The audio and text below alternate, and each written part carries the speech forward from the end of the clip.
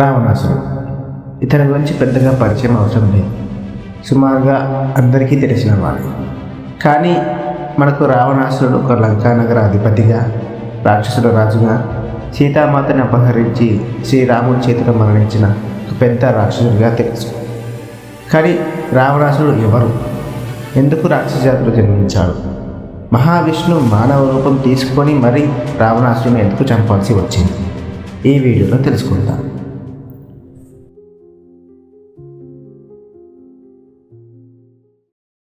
అది వైకుంఠపురం, మహావిష్ణువు ఉండే నగరం. ఆ వైకుంఠపురికి ఇద్దరు ద్వారపాలకులు ఉండేవారు. వారి పేరు జయ, విజయుడు. వారు గొప్ప విష్ణు భక్తులు. ఒకరోజు శనకాది కుమారులు వైకుంఠపురానికి విష్ణు దర్శనానికే వస్తారు. వారు బ్రహ్మ మనస్సు నుండి పుట్టినవారు. వారికి వయసు అవ్వదు, చావు రాదు, ఎప్పటికీ చిన్నపిల్లలానే ఉంటారు. వారిని మానసపుత్రులని కూడా అంటారు. వీరు స్వేచ్ఛగా అన్ని లోకాల్లోనూ సంచరిస్తూ ఉంటారు. ఇలా విష్ణు దర్శనానికై వైకుంఠపురికి వచ్చిన మానసపుత్రులను ద్వారపాలకులైన జయ, విజయుడు వారి వేషధారణ, వారి చిన్నపిల్లల రూపం చూసి వారిని హేళన చేస్తారు. మీరు వైకుంఠంలో ఉండి కూడా ఇలా గర్వంగా ఇతరులను హేళన చేస్తున్నారు, కావున మీరు భూమి మీద మనుష్య జన్మెత్తుతారు అని శాపమిస్తారు శనకాది కుమారులు. శనకాది కుమారులు శాపం ఇవ్వగానే మహావిష్ణువు ప్రత్యక్షమవుతాడు. ఇది ఎంత నా లీలయ్య, మీకు గర్వం తగ్గడానికి ఇలా చేశాను, కావున మీరు మనుష్య జన్మ ఎత్తక తప్పదు. కానీ మీరే ఎంచుకోండి, 7 జన్మలు నా భక్తులుగా ఉంటారా, లేదా 3 జన్మలు నా శత్రువులుగా ఉంటారా అని వారిని అడగగా, 3 జన్మలు నీ శత్రువులుగా ఉండి నీ చేతిలోనే మరణించి తిరిగి నీలోనే కలిసిపోతావు అని జయ, విజయుడు ప్రాధేయపడతారు. అలా శాపగ్రస్తుడు అయిన జయ, విజయుడు సత్యయుగంలో హిరణ్యకశ్యపుడు మరియు హిరణ్యాక్షకుడుగా జన్మించి మహావిష్ణువు అవతారాలైన వారాహి చేతిలో హిరణ్యాక్షకుడు, నరసింహ అవతారం చేతిలో హిరణ్యకశ్యపుడు మరణిస్తారు. తరువాత త్రేతాయుగంలో రావణాసురుడిగా మరియు కుంభకర్ణుడిగా జన్మించి శ్రీరాముడి చేతిలో మరణిస్తారు. చివరిగా ద్వాపర యుగంలో శిశుపాలునిగా, దంతవక్రునిగా జన్మించి శ్రీకృష్ణుని చేతిలో మరణించి ఆ మహావిష్ణువులో కలిసిపోతారు.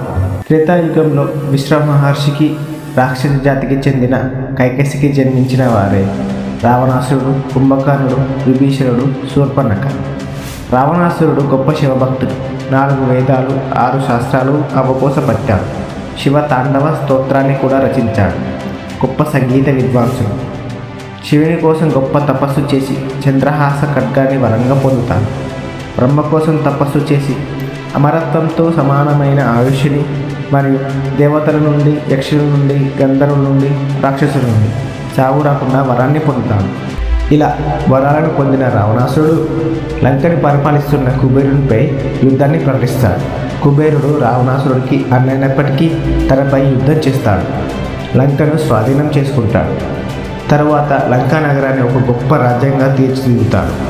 అక్కడ ఆకలి బాధలు ఉండవు, అన్యాయం ఉండదు, పేదరికము ఉండదు. అతడు ఒక గొప్ప రాజు, అంతేకాదు ఒక గొప్ప నాయకుడు కూడా. కానీ తన లంకా నగరం పతనానికి కారణం తన గర్వం మరియు కామం. ఒకరోజు పుష్పక విమానంలో ప్రయాణిస్తున్న రావణాసురుడు ఇంద్రలోకంలో రంభని చూసి మోహితుడై ఆమెపై బలాన్ని ప్రదర్శిస్తాడు. కానీ అక్కడే ఉన్న నలకుబేరుడు, కుబేరుడు యొక్క కొడుకు, కోపానికి గురై ఇక మీదట నీవు ఏ స్త్రీనైనా బలవంతంగా తాకితే నీ తల 1000 వ్రక్కలవుతుంది అని శాపాన్ని ఇస్తాడు. అందుకే రావణాసురుడు సీతాదేవిని ఎప్పటికీ ముట్టుకోడు.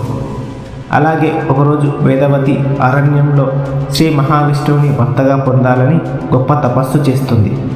రావణాసురుడు ఆమెను చూసి మోహితుడై ఆమెని పెళ్లి చేసుకోమని అడుగుతాడు మరియు శ్రీ మహావిష్ణువు గురించి తక్కువగా చేసి మాట్లాడతాడు. దానితో అవమానానికి గురైన వేదవతి అగ్నిలో ప్రవేశిస్తూ నాకు వచ్చే జన్మలో నీ చావుకి నేనే కారణమవుతాను అని శాపాన్ని ఇచ్చి అగ్నిలో ప్రవేశిస్తుంది. అప్పటి వేదవతియే ఇప్పటి మన సీతామాత. సీతామాతని అపహరించి అశోకవనంలో ఉంచుతాడు రావణాసురుడు. తర్వాత రామరావణ యుద్ధం మొదలవుతుంది.